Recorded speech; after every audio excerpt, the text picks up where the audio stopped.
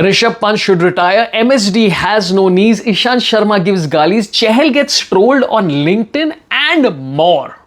If you've been following a lot of the coverage of this IPL, it appears that this is the most controversial IPL in history. But if you actually look at the controversies, all of them are non-controversies. First up, bowlers being aggressive. Now, usually when a bowler gets a wicket, they look up at the skies and thank God. And God, of course, in this case is the Ambanis, Jai Shah or the Mumbai Indians scouts. But Ishant Sharma took this the next level. He looked up at the sky after taking a wicket and he said, and I quote, which is a weird thing to be telling entities above the skies, as they call them. Of course, if you didn't understand what he said, Ishant Sharma declared that he's a big fan of Tarak Mehta Ka Ulta Chashma. That's roughly what it sounds like. Great celebration. Of course, the biggest controversy came in Punjab Kings versus LSG, where Digvesh Rathi got Priyash Arya out and then chased the batter down and did the notebook celebration, not the romantic one where he's holding the person's hand and whatever. He looked at him and he started doing the whole, I'm writing your name down in this notebook. Oh my God, dude, that is so, like, as the great cricketer guys pointed out, pretty cringy. But also, the last cricketer famous for doing this celebration was Kendrick Williamson. He got Virat Kohli out, did this, and in the next few matches, Virat Kohli knocked him out of international cricket. So much so that his name is not even Kendrick Williamson, it's Kesrick Williams, but we've forgotten all of it. And now that guy was a fine bowler in white ball cricket, but is that who you want to be following, Digvesh Rathi, whose bowling I actually quite like? The last Indian cricketer to be called up for making a celebration which is inappropriate was Harshit Rana for the flying kiss. Cut to Harshit Rana is playing for India in international cricket. So good job, Digvesh Rathi. You have maybe written your name in the Indian team in T20 cricket. Who knows? The other controversy was when Sai Kishore was bowling to Hardik Pandya. Now, I always find it fascinating when spinners who are bowling relatively slower than the fast bowlers start getting aggressive with the batters. Sai Kishore beat Hardik Pandya in a ball and then started walking towards him like, oh. And Hardik Pandya just looked at him and said very simply, not or, he just said, off. Which is, this is what international cricket teaches you, man. It teaches a World Cup winner like Hardik Pandya to be succinct with your feedback. Don't get into all this, just say, well done. And of course, both of them are friends. So, good times. Again, another controversy. The other controversy was Stephen Fleming, the coach of CSK, saying that MS Dhoni cannot bat more than 10 overs because his knees are not what they used to be. This led to two kinds of responses on the internet. Number one is people saying, wow, Thala is great. Look at him sacrificing his knees for the team and for the entertainment of our fans. He's amazing. He's great. And number two was, of course, people getting very angry and saying a younger MSD would not have allowed MSD to be on the park. Right? Now, MS Dhoni is my favorite cricketer. But the number one response was saved for this very insightful cricketing mind called Joss D92, who randomly started showing up on random cricketing shows, leaving 100 rupees with comments like, अगर MSD guard पे जहर लगा ले तो आधी Hindi commentary मरी हुई मिलेगी. This was said and repeated by people on live TV. Okay. Now, first of all, the logic of it is pretty false, because why would he be putting that on his guard? Okay, one of India's greatest cricketers of all time. Not only that, Joss D also said, अगर commentators की सांस अटक जाए तो क्या करना चाहिए? माही भाई को बोलो 2 इंच पीछे हो जाएं. Now, this is obviously about pollution levels in different parts of this country and how MSD is basically like a plant, and he prevents pollution from reaching you because he gives himself to cricket and also provides the necessary sustenance for human beings. That's all that means. Nothing else. Anybody reading into it is crazy. I love MSD and Joss D92. Now, each team in this IPL has played between 2 to 3 matches, but that doesn't stop Indian cricket fans from urging who should retire next. The list is getting long. MS Dhoni, Ravindra Jadeja, Ashwin, Rishab Pant, the 25-year-old guy. People are saying Rishab Pant should retire. What are you talking? It's been 3 matches, guys. Can everybody relax? One of the cricket experts got so angry on his show that he broke a TV. Predictable हो चुका है वो आदमी कि उस पर आप भरोसा कर ही नहीं सकते. नहीं, ये हैरानी वाली बात है. क्या कप्तान है, ऐसे कप्तान गए हार में. हमको नहीं चाहिए ऐसे कप्तान. सही बात. कप्तान अगर चाहिए तो ले जाओ. यार आप सुनो, अरे ऐसा आदमी कप्तान होगा तो कैसे काम चलेगा भाई? He broke a TV over an IPL match saying Rishab Pant is a horrible captain and he got worked up about it in a match that Rishab Pant's team was winning. Which shows you everything you need to know about Indian cricket fans.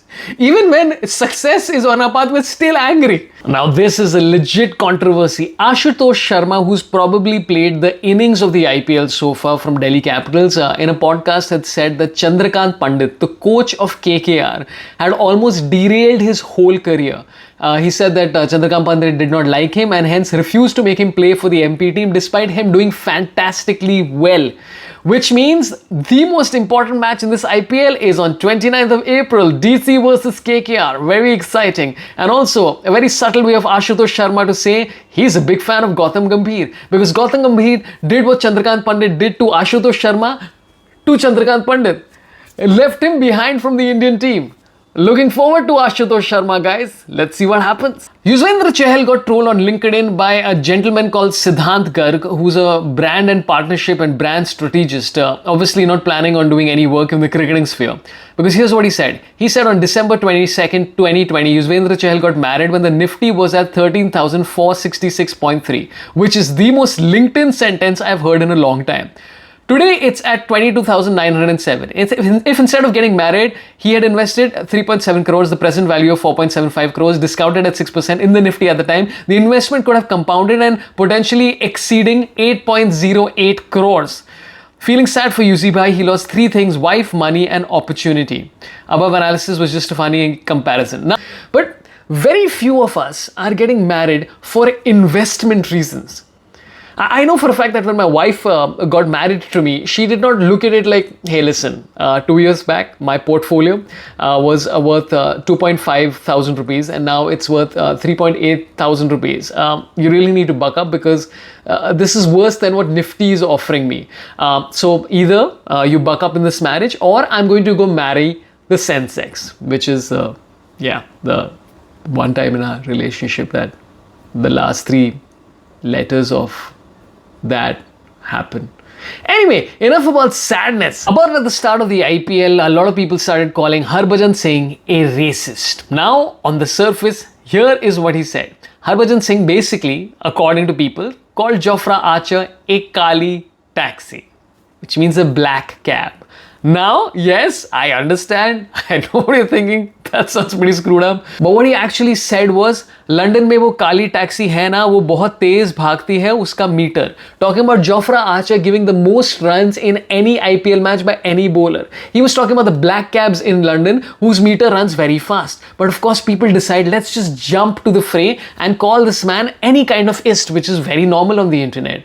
Of course, this is not the first time that Harbhajan Singh has been embroiled in a controversy where people said he said something which he didn't say and later on was proved as something else. This is Gaali Taxi Gate, I guess. Another big controversy was Irfan Pathan is removed from the IPL cricket commentary panel, and the reason is people speculate because he criticized an Indian cricketer too much. Names are just thrown around without any proof, just because in India we can't accept that somebody could be removed from a panel for various reasons. It could be their contract got over, they didn't negotiate properly, the production team preferred somebody else. But no, here we are like, it could be because of MS Dhoni, Hardik Pandya, Virat Kohli, Riyan Parag. Any names are being thrown around. Now, first of all, if this is true, Irfan Pathan joins a very good commentator in the list of people who've been removed allegedly from IPL commentary because of something they said about players. The last person allegedly to have this happen to them was Harsha Bhogle, who was removed